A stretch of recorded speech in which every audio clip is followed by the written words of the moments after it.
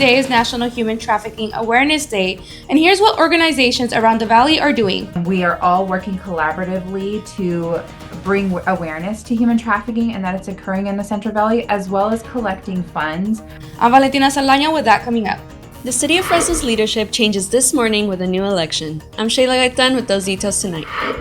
Plus, guess who in the Golden State is not seeing an increase in their minimum wage after all? Our Gavin Martin will explain. And good news for lovers of Playland in Fresno. Your news in primetime is next. New, local, unique. MyTV53 News at 8 starts right now.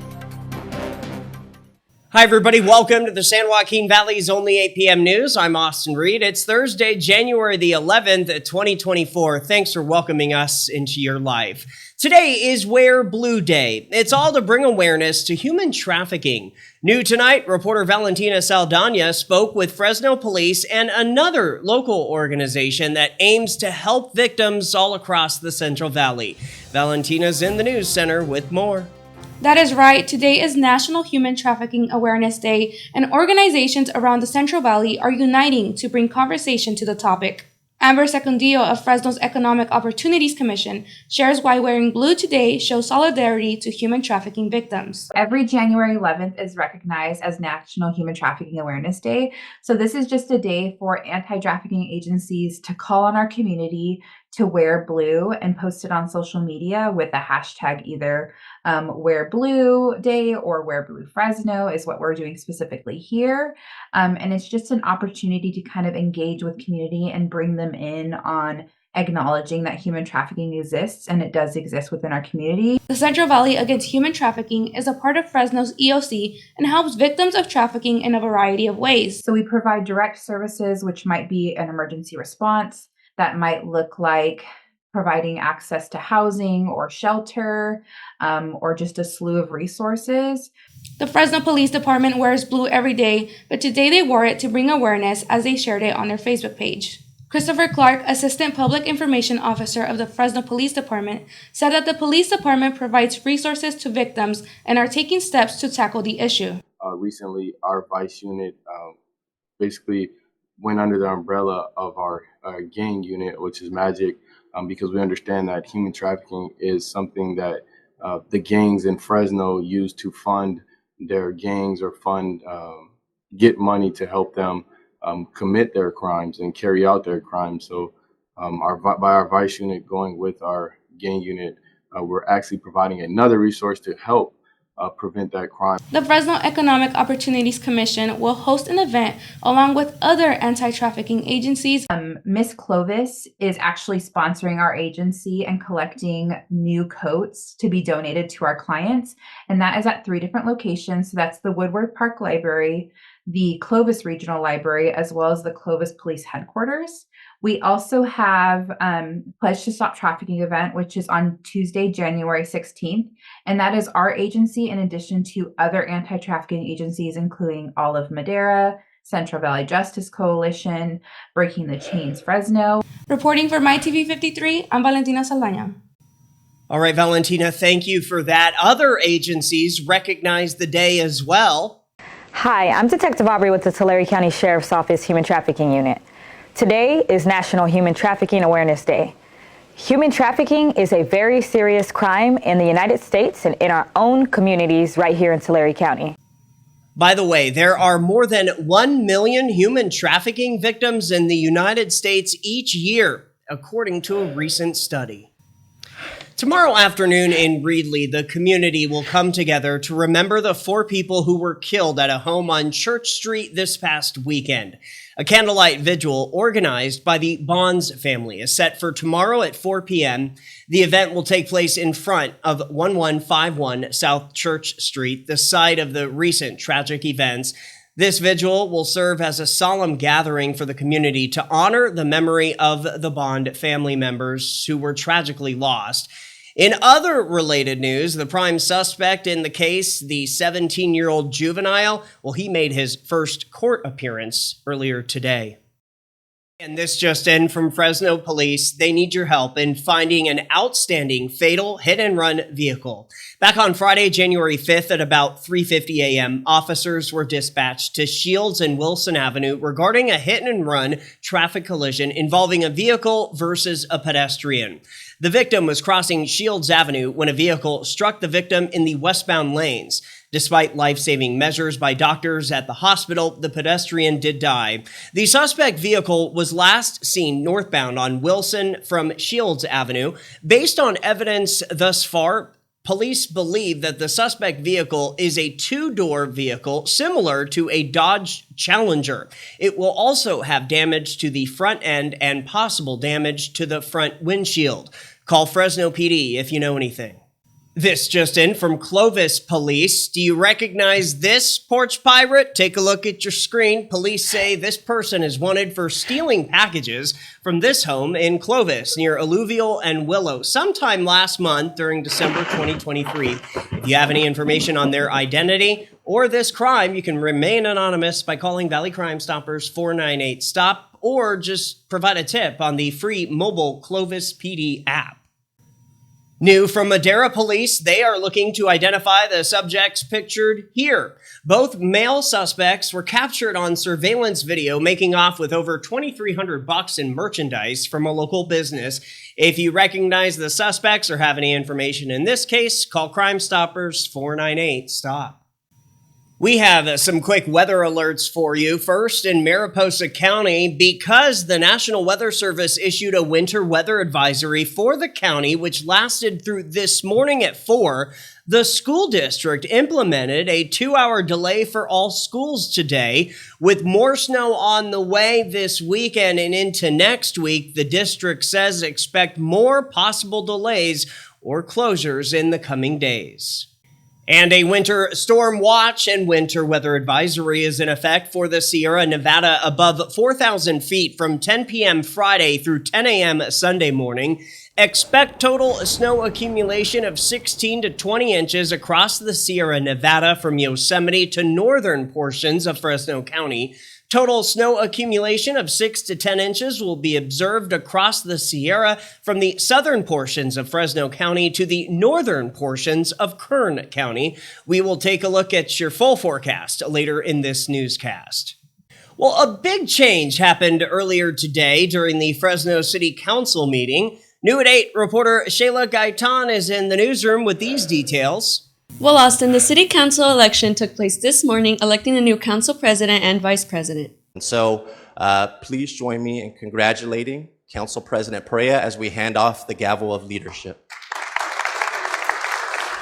This morning, the city of Fresno hosted their monthly meeting, appointing Analisa Perea as a new city council president and Mike Carbazzi as the next city council vice president. Public participation was encouraged through Zoom or in-person comments, allowing residents of Fresno County to comment on the election. Former President Tyler Maxwell says he believes the city will be fair and in good hands with Council President Perea as he handed the gavel of leadership this morning. Councilmember Carbazzi, he is one of the most sincere and kindest individuals that I've met in this line of work, and that counts for a whole heck of a lot in leadership, and I know he'll be a strong right hand for Council President Perea in this upcoming year. New President Perea says she is looking forward to carrying on President Maxwell's legacy during her term. I'm Shayla Gaitan with MyTV53 News at 8. It's interesting because Tyler was young and Annalisa is young as well. Shayla, thanks for that story. Hey, we are following up with new details in the closure of Fresno's historic Playland. We have good news tonight as the closure has been delayed. After an emergency meeting between the Storyland Board of Directors and Hellman Sons, officials announced just after the noon hour earlier today that Storyland has officially agreed to help with a plan for the overall operational costs, developmental marketing plan, and infrastructure needs associated with Playland's operation in order to help ensure it continues to stay open. The park says with this new deal, they will remain open until the end of June. And earlier this week, our Marcus Esparza spoke to one local fan who's hosting an event at the Playland this weekend to promote the park. So this weekend, what we're doing, I have like live music. I have cosplayers come out, do photos for the kids. I have the 360 booth, which is really fun for the kids. They get, go around and around with, Anna from Frozen or Power Rangers. I have a magician coming out, do some magic. I'll be playing some guitar, some Disney songs. So it's like a pop-up. I have like local vendors coming out. And our Marcus Esparza will be at that event this weekend. We'll bring you more in the coming days. Hey, new tonight from our partners at Cal Matters. Fast food workers are seeing a bump in pay, but healthcare workers, not so fast. Our partners at Cal Matters are looking into this strange tale, and Gavin Martin has more. Because of the state's $38 billion projected budget deficit, Governor Gavin Newsom on Wednesday said he's seeking changes to a law he signed just 3 months ago that set the healthcare industry on a path to a $25 per hour minimum wage. The first pay increases were expected to take effect in June. It's unclear how long the proposed changes could push back that schedule. Newsom wants the wage increases to take place when the state's fiscal outlook is healthy. He said he signed the law, Senate Bill 525, in October because he had a commitment on that trigger from proponents of the law, meaning that the bill's backers had agreed to tie the wage increase to the state's budget outlook. His administration did not disclose that agreement when he signed the law. The law was one of 2 bills Newsom signed last fall, raising the minimum wage for certain workers in specific industries. A separate law that raises the minimum wage for fast food workers to $20 an hour starting in April is moving forward. The California minimum wage for other workers is $16 per hour this year. Reporting for MyTV53 News at 8, I'm Gavin Martin. Austin, back to you. All right, Gavin, we'd love to know what you think. Send us an email, news@mytv53.com. The question being, what's more important, an increase in pay to healthcare workers or fast food workers? Let us know, news@mytv53.com. All right, that does it for your first few minutes of nonstop news at 8. But as always, we are just getting started, and here's what's coming up next. Happy birthday to the city of Bakersfield. Tonight, we have some fun facts for you. Plus, Fresno's underground gardens, they're looking for you. We'll explain. Later, former President Donald Trump was back in court today. This comes as Hunter Biden was as well. And we will take a full look at your active weather forecasts as we're getting closer to the weekend. New, local, unique. This is MyTV53 News at 8. We're back in a little over 2 minutes.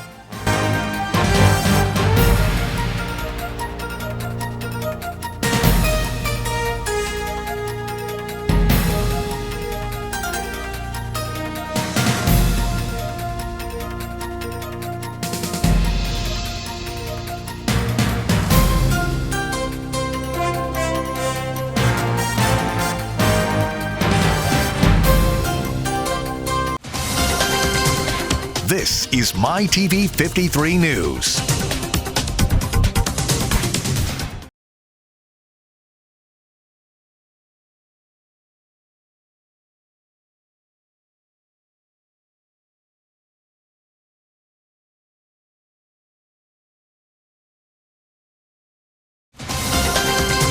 New, local, unique with Austin Reed. You're watching MyTV53 News at 8.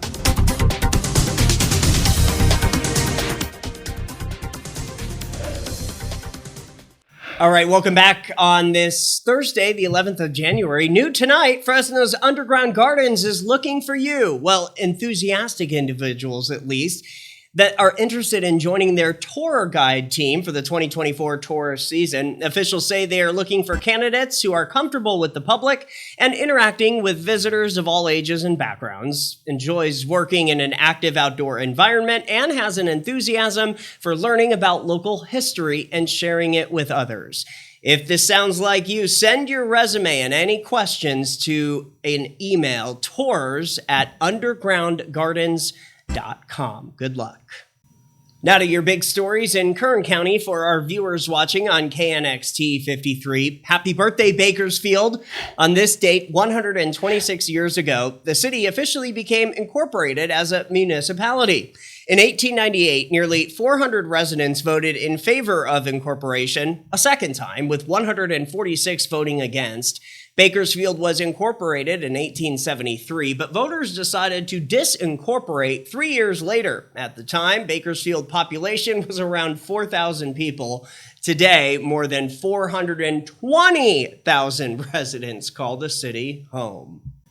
Many kids headed back to school this week after the holidays, and new tonight, the Bakersfield Police Department is talking all about school zone safety. Officers also have a save the date alert for their March Motor competition, which is open to the public. Here's more.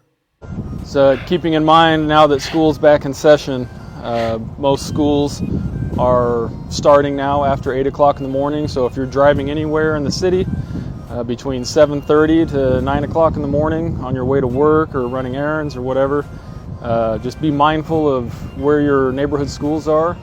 And also, if you want to save the date, in March, we are hosting a motor competition that is open to other agencies up and down the state. You may have seen videos in the past of that the department has posted of our motor officers riding within the confines of large cone patterns. That's what we'll be doing. So it'll be March 15th and 16th, and it'll be at Riverwalk Park. Helpful reminders there. All right, in sporting news from the city of Bakersfield, they have some great news for all you pickleball lovers. The pickleball and tennis courts at Jastrow Park will be replaced and repaved. The more than $925,000 repaving project is expected to go through the end of March and will require the temporary closure of the courts. The project is made possible thanks to the Public Safety and Vital Services Measure N. MyTV53 News continues with the Valley's local forecast. Anything fly, it's all good. Let me jump in, please sing the trumpet. A little bit of Monica in my life, a little bit of Erica by my side, a little bit of Rita's all I need, a little bit of Tina's what I see, a little bit of Sandra in the sun, a little bit of Mary all night long, a little bit of Jessica, here I am, a little bit of you makes me your man.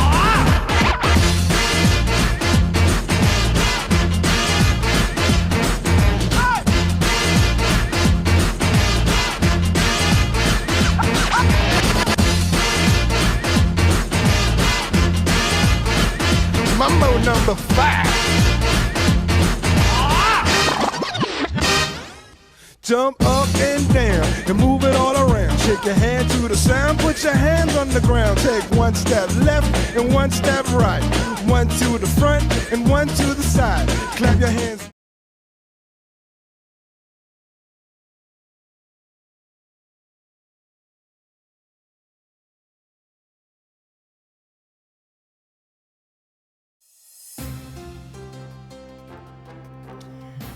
Thanks for staying with us. New tonight from CNN, Hunter Biden pleaded not guilty today to 9 federal charges for allegedly failing to pay more than $1 million in taxes and filing fraudulent forms with the IRS. A federal judge set the trial for June 2024.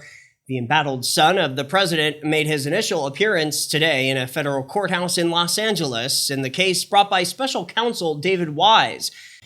Well, the New York Attorney General's office and the defense team for Donald Trump wrapped up closing arguments Thursday in the civil fraud trial against the former president. CNN says the trial has now concluded, and Judge Arthur Engoron said he will aim to issue his ruling in the case later this month. Trump, who was in court today, spoke from the defense table for roughly 5 minutes, saying the financial statements are perfect, and called the case a witch hunt. All right, more local news now. In the upcoming presidential primary election, your political party registration will determine which candidates will be on your ballot. New tonight, the County of Fresno prepared the following video for information on how to get the right ballot for you. Fresno County has mailed every active registered voter a postcard with your current party registration status and what your options are to vote for your preferred presidential candidate in this election. In California, the political parties determine who may vote in their presidential primary contests. The Republican, Green, and Peace and Freedom parties have decided that only voters registered with their party may vote in their presidential primary contest. If you are not registered with the Republican, Green, or Peace and Freedom parties and wish to vote in their presidential primary, you must re-register with that party you want to vote for. Online re-registration is available through the California Secretary of State's website at www.sos.ca.gov. All right, next at 8, we have been covering the electronics show happening this week in Las Vegas. But new tonight and next, our Michelle Harris will show you how root canals will be easier in the not far, but near future. Stay tuned.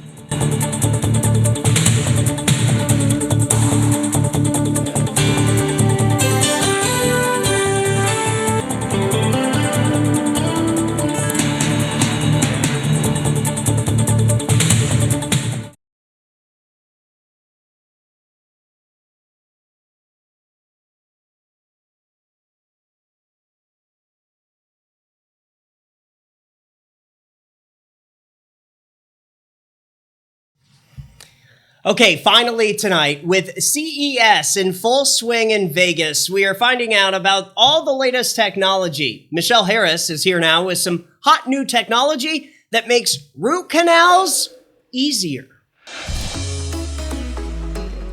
Did you know that you don't have to be afraid of a root canal anymore? Thanks to some of the hottest new technology in dentistry, root canals can be virtually pain-free. I know this from experience because I recently had the opportunity to try this incredible new dental technology for myself. Gentle Wave is a procedure that makes root canals almost pain-free with little to no downtime. The Gentle Wave procedure really helps to alleviate the patient's fear of root canals because it's such a comfortable procedure. Traditionally, it was fairly common to have pain following the root canal, and we almost never see that anymore, so it makes it really easy for patients. The Gentle Wave procedure is designed to treat tooth decay, which helps to save your natural teeth. The Gentle Wave procedure is the best thing we've ever had for cleaning out canal systems.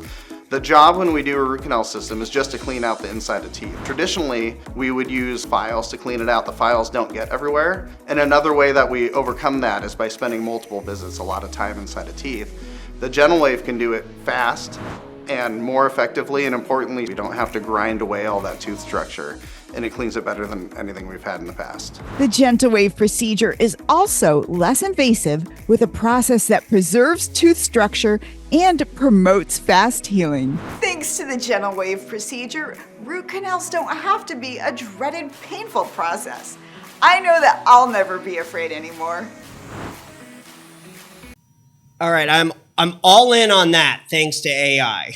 Michelle, thank you. Hey, let's get a final look at your forecast. If you are on the East Coast right now, maybe you're watching us online, man, I'm sorry, you're dealing with a lot of severe weather. It's just one storm after another. Us here on the West Coast, things are calming down for a few hours, but then as the weekend is coming, we have another winter weather advisory and storm watch for the mountains. Could see some light shower activity in the valleys. All right, that's going to do it for the news on this Thursday. Thanks for watching. I'm Austin Reed, hoping your news is good news. We'll end the week together tomorrow. Bye for now.